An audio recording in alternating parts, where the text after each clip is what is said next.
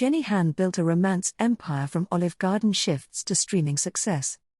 There's been one question dominating the internet all summer long: Team Conrad or Team Jeremiah? It feels like everyone has an opinion, whether you're glued to TikTok edits, deep in Reddit debates, or just casually watching the series on Amazon Prime. The Summer I Turned Pretty has cemented itself as one of the defining pop culture moments of this decade. It's the type of show that doesn't just trend, it takes over. 3 seasons later, fans are still obsessing, still crying, and still fighting over Belly's heart. And if that wasn't enough, Jenny Han, the mastermind behind the story, isn't done yet. A movie sequel is officially in the works, proving this franchise isn't slowing down anytime soon. But long before Han was pulling in tens of millions of viewers across streaming platforms, she was hustling in ways that look very different from Hollywood premieres and bestseller lists. She worked shifts at Olive Garden, nannied kids, and even spent hours in the quiet corners of a library stacking and reshelving books. None of it looked glamorous. But in hindsight, every single job shaped the way she told stories, understood audiences, and built an empire that now stretches from bookshelves to binge-worthy series. And here's the kicker: she wouldn't change a thing. The librarian who knew what teens wanted. If you're wondering how someone goes from librarian to Hollywood powerhouse, Jenny Han herself has the answer. "I was a school librarian, and I was doing that as I was writing my books," Han shared on the Marketplace podcast. "Part of why I think the show, and also To All the Boys I've Loved Before, found an audience was that I've always been trying to understand my audience as a novelist." Her perspective is refreshing. Instead of writing from an ivory tower or guessing what teenagers wanted to read, Han was in the trenches every single day. She saw the trends firsthand. Kids would walk into the library asking for fresh stories, hungry for representation, romance, and relatability.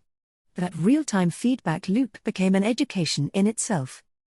"As a librarian, I would read new books every day because my young readers were coming in and demanding new stories," she explained.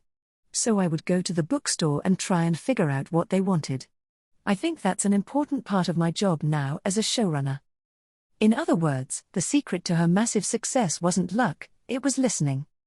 From page to prime, the birth of The Summer I Turned Pretty.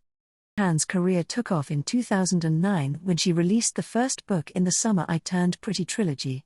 The series followed Belly, a teenage girl caught in the whirlwind of summer, family, and, of course, love triangles. Readers immediately latched onto the nostalgia of summers that felt endless and the emotional chaos of first love. Over time, the trilogy earned a loyal fanbase. But no one could have predicted how big it would get more than a decade later. In 2021, Han struck a deal with Amazon Studios to adapt the novels into a television series. That deal changed everything. By 2022, the release of Season 1 didn't just give fans a live-action version of Belly, Conrad, and Jeremiah, it brought the books roaring back to life. Sales exploded, landing them back on the New York Times bestsellers list years after their initial publication. It was proof of what many already suspected: Jenny Han had tapped into something timeless. And Amazon noticed. The third and final season of the show wrapped this September, pulling in more than 25 million viewers worldwide in its first week. That's not just popular, that's global phenomenon status. And now, with a movie sequel greenlit, fans will have even more time to argue over who Belly should end up with. Before Cousins Beach, there were love letters. Of course, before The Summer I Turned Pretty became a cultural juggernaut, Jenny Han had already delivered one of the most beloved teen romances of the 2010s, To All the Boys I've Loved Before. The first book hit shelves in 2014, introducing Lara Jean Covey, a hopeless romantic who wrote letters to her crushes that were never meant to see the light of day, until suddenly, they did. It was sweet, heartfelt, and instantly resonated with readers. Netflix saw the potential and snapped up the film rights in 2018. What followed was nothing short of historic. To All the Boys I've Loved Before became one of Netflix's most watched original films ever, racking up more than 80 million viewers. Lara Jean and Peter Kavinsky weren't just characters, they became internet icons. The success led to 2 more films, completing the trilogy, and eventually a spin-off series, EXO, Kitty, which continues to expand Han's universe of love stories. Why then, Jenny Han wasn't just a novelist. She was a brand. The business of building romance. Jenny Han's rise is often framed as a fairy tale, but she herself is quick to point out that it took years of persistence, rejection, and resilience. Writing books since I was in my early 20s, and book publishing is very different from Hollywood in that there's not as much money. It's a much more genteel kind of industry, Han explained. From the very beginning, you really have to be selling yourself, selling your books. And I think with social media, that has increased. But when I started out, there wasn't even that. Her comment highlights how drastically the landscape has changed. In publishing, success doesn't come overnight. And for a long time, Jenny Han was doing the balancing act that many young creatives know all too well, working day jobs while squeezing in writing sessions late at night or early in the morning. But those years of effort gave her the stamina to transition into Hollywood, where stakes and budgets are bigger, but the core challenge remains the same: connecting with an audience. Now, she wears multiple hats: author, showrunner, producer, and, yes, businesswoman. She doesn't just tell stories. She builds worlds that can stretch across platforms and generations. Why Jenny Han's stories hit different. So what is it about Jenny Han's work that makes millions of people obsess over it?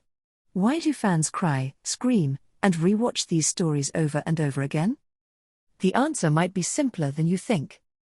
Her stories feel real. They aren't about superheroes, dystopias, or impossible fantasies. They're about the universal experiences of love, family, and growing up. They're about sitting in the back of a car with your crush, wondering if they feel the same way. They're about summer days that feel endless, heartbreaks that feel world-ending, and the dizzy joy of a first kiss. Jenny Han doesn't just write romance. She writes memory. She captures the feelings we've all had at some point and wraps them into characters who feel like friends. That's why fans don't just watch her shows. They live in them. From Olive Garden to Empire. It's easy to look at Jenny Han now, 3 best-selling trilogies, 2 massive streaming hits, and millions of loyal fans, and assume she was destined for this level of success. But that overlooks the years she spent working odd jobs, trying to make ends meet, and quietly building her craft. Those Olive Garden shifts and library hours weren't wasted time. They were stepping stones. They kept her grounded, helped her see what people cared about, and gave her stories texture. Now, she's not just writing books. She's building a romance empire. And if there's one lesson to take from her journey, it's this: the path to success doesn't have to be glamorous. What matters is persistence, passion, and the ability to really listen to your audience. Jenny Han did all 3, and the world is still falling in love with her stories.